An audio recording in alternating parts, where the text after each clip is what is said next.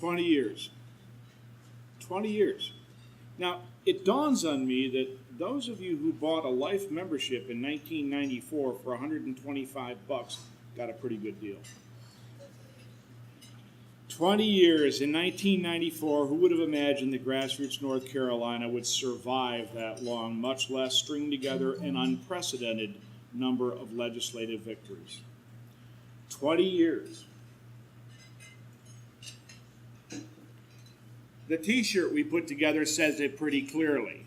Concealed carry, preemption, range protection, concealed handgun reciprocity, the purchase permit bypass, castle doctrine, expansion of concealed carry into restaurants, assemblies, parks, campuses, and more. And by the way, one recent legislative victory we couldn't get onto the t-shirt, repealing the Jim Crow era Durham gun purchase permit, Durham registration law. Meanwhile, I can't remember how many anti-gun bills have been DOA since old Max here sunk his teeth into them. With the crowning achievement, the immolation last year of federal gun control being hidden by the misnomer universal background checks. Because GRNC might be just one state-level group, but the 39 organizations of the National Coalition to Stop the Gun Ban that GRNC put together were not. 39 groups hammering not only Congress, but even the NRA. And the message those 39 organizations delivered was simple. We will not compromise. And thanks to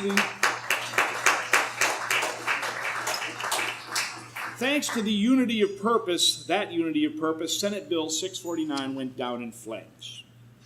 So, now the threat's gone, right? Gun control has become that political third rail of Congress. We can all breathe a sigh of relief, go back to our families and our lives, because after all, last year we gave money. Last year we gave sweat to make sure that all this federal gun control died, right? Wrong. Once beaten, the gun control threat is now evolving. Even beyond Obama's pen, signing executive orders and using administrative harassment to nibble at the edges of the Second Amendment, we have the grand puppeteer, Michael Bloomberg. Michael Bloomberg, whose first bid, Mayors Against Illegal Guns, lost credibility when its members found themselves convicted of crimes, politically ousted, as we did, by the way, with Morristown Mayor Jackie Holcomb, Morrisville, excuse me, that's right. Or some of the MAG members even renounced memberships, saying they'd been duped by Michael Bloomberg. Then it was Moms Demand Action for Gun Sense in America, another phony grassroots group actually comprising, I think, about 24 strident left-wing activists. And when that lie was exposed, Bloomberg folded into yet another group calling itself Every Town for Gun Safety, an exercise in what political operatives call astroturfing, creating the appearance of grassroots support where in fact none exists. But this time, he doubled down. He added $50 million to the game.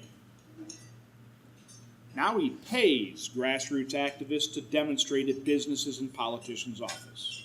Now he pays for thousands, perhaps millions of postcards to be sent to Congress, ostensibly from members of the organization, but probably on behalf of people who don't even know those postcards are being sent. Now he pays for campaigns to unseat pro-gun legislators. And now he pays for agenda-driven anti-gun research, which our guest, Dr. John Lott, created the Crime Prevention Research Center to expose. You see, the message I want to deliver today is not just that we should celebrate our 20 years of victory, as gratifying as that may be, but that we need to double down and rededicate ourselves to defend ourselves against an evolving threat that will never go away. Now, as an example, let me show you the face of Michael Bloomberg, and I do apologize, the audio may be relatively poor. But this is the face of Michael Bloomberg as we see it now. Shannon Watts is with us now. She's the founder of the group Moms Demand Action. So first of all, Shannon, I want to get your reaction to what Tove said. Well, what you just heard was a creation by the NRA leadership. All that paranoia, all that fear, all those inaccurate statistics, none of that is true or happening. And, you know, I have a right as a mother in this country to take my children to Target and know they'll be protected from people who think that they are somehow vigilantes. I mean, these guys may not have had a background check. There's a 40% chance they haven't. They don't have to have a license, and they don't have to have any training. Is that the person you want standing next to you and your child at the checkout line at Target? I don't.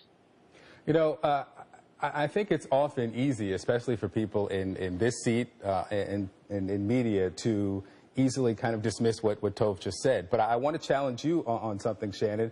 Wayne LaPierre, executive director of the NRA, after Sandy Hook, said the only thing that stops a bad guy with a gun is a good guy with a gun. And I think essentially when he says that he wants his wife to be able to carry, he wants her to be the good person with the gun.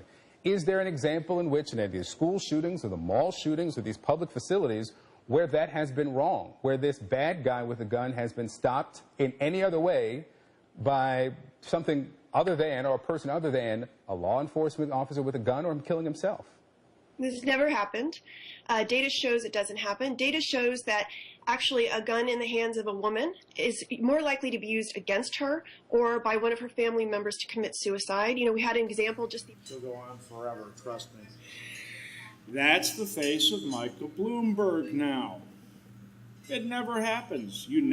People have never defended themselves against violent predators with firearms. You need a license to defend yourself. You need training to defend yourself. This is the narrative Bloomberg wants Americans to believe. You have no business defending your family. You have no right. The government will protect you, and if they don't, that's just tough. Deal with it. Our goal is exactly opposite. We've enhanced concealed handgun laws. We've enhanced the ability for you to protect your family. We've enhanced it to protect your family in other states, in stores, in restaurants, in assemblies of people.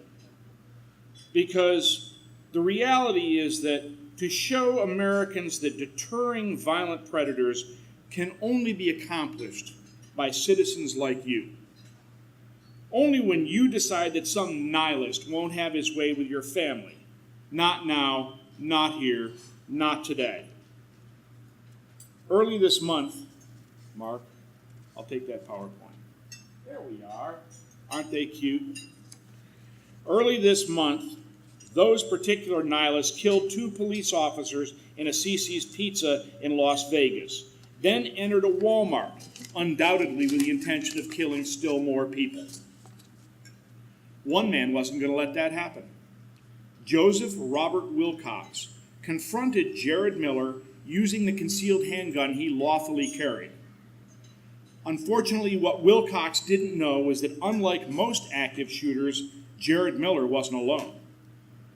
Shot by Amanda Miller from behind, Wilcox gave his life defending others. Joseph Robert Wilcox is a hero.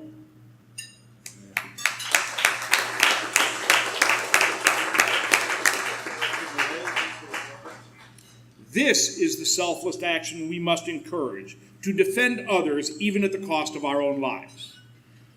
This is the only thing that will deter the mass killers which plague our land. While defending our right to keep and bear arms, we must realize that it is not only a right to defend ourselves and others, it is our obligation. Many years back, in a paper entitled A Nation of Cowards, Jeffrey Snyder wrote, and I quote, "Is your life worth protecting? If so, whose responsibility is it to protect it? If you believe that it's the police's, you're not only wrong, since the courts universally rule that they have no legal obligation to protect you, but you face some difficult moral quandaries.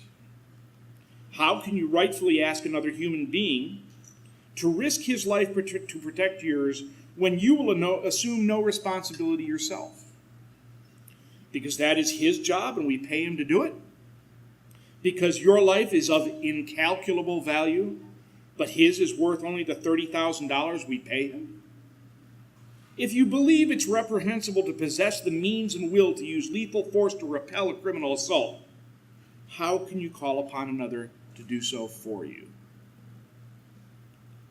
And so I am proud to announce tonight that in the coming days, and you will see this on email alerts, our nonprofit arm, Rights Watch International, will not only start a fund to help Mr. Wilcox's family, but will create an ongoing award for armed citizens who stop violent predators like Jared Miller.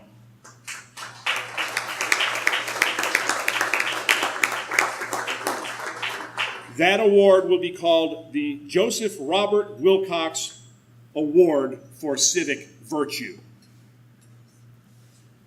Now, before moving on to the main part of our program, I'd like to honor some people who made Grassroots North Carolina possible. If possible, guys and folks, would you please stand when I say your name? First, some of the original founding board members of GRNC, including Frank Hinson and Bill Krupicka. Frank, Bill, all right, who continue to serve on GRNC's board of directors 20 years after they helped start the organization. As Josette noted, GRNC was started by 3 guys with telephones before the common use of the internet. One of them was me. The other ones are Walt Dannell. Walt. Now, Walt retired from GRNC's board position a few years ago, giving the volunteers hope that there really is a way out of the organization without going out feet first. And Hugh Adams, who unfortunately passed away a few years ago.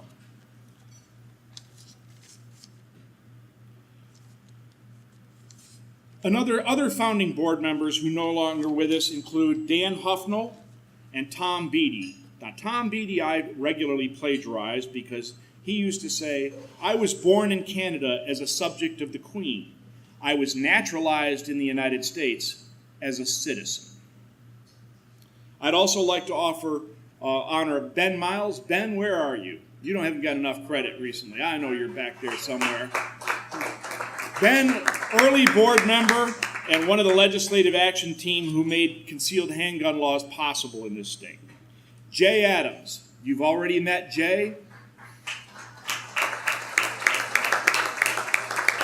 I'm happy to say I roped him into running for this seat because I know he's the sort of simpatico individual who will defend our rights in the General Assembly. And finally, Senator Hugh Webster. Where is former Senator Hugh Webster? Where are you, Hugh? There you are.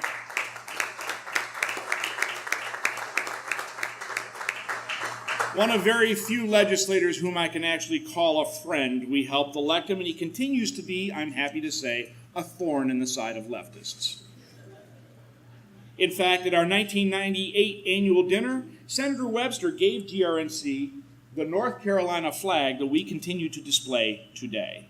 And that was at our annual dinner in 98. Thank you,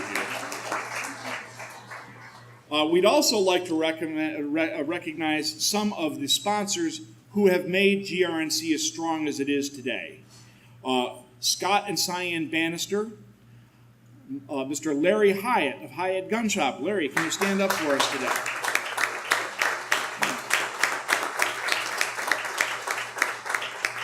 The man who has put the bug in my ear for more than one piece of good legislation or good candidate.